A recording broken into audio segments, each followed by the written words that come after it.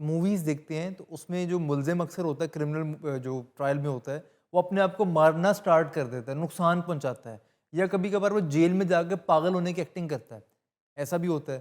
وہ کیوں ہوتا ہے کہ section 82 of Pakistan penal code ہمیں یہ رائٹ نہیں دیتا، اٹس ایکچولی اے لا کہ اگر ایک بندہ مینٹل ال ہے اور اگر وہ اس نے پاگل پن کی حالت میں یا النس کی حالت میں کسی پہ اٹیک کر دیا، کسی کو مار دیا یا کوئی آفینس کر دیا تو وہ آفینس پنشیبل نہیں ہوگا، اس کی رعایت ہے.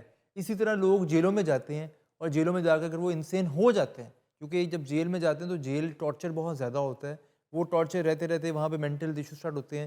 جب وہ جاتے ہیں تو ان کی وہ چیز ڈسکور ہو جاتی ہے. جو بندہ 20 سال ڈیتھ رو پہ بیٹھا ہوا ہے، جس کو سزا سنا دی گئی 20 سال، وہ ذہنی طور پہ ویسے مر جاتا ہے. تو اس طرح کے معاملات میں کرمنل کیسز میں کئی دفعہ ہوتا ہے کہ ڈیتھ رو کے ملزموں کو بری کر دیا جاتا ہے یا لائف امپریزنمنٹ میں کنورٹ کر دیا جاتا ہے. دیر از اے ویری کہہ لیں کہ landmark judgment Safia Bano versus home department others. It was authored by Mr. Justice Manzoor Ahmed Malik sahab. Even it was a full larger bench of Supreme Court جس میں منصور علی شاہ صاحب بھی موجود تھے.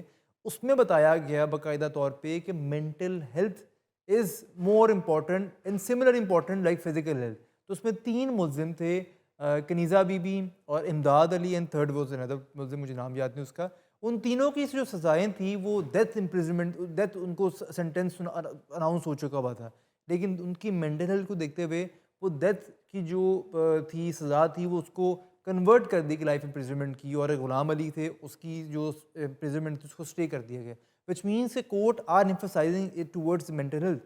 تو قانونی طور پہ مینٹل ہیلتھ کے اوپر بڑی زیادہ ایمفسائز اور پریکٹیکل چیزیں موجود ہیں، زبردست. لیکن ہم اس کو امپلیمنٹ نہیں کر پاتے.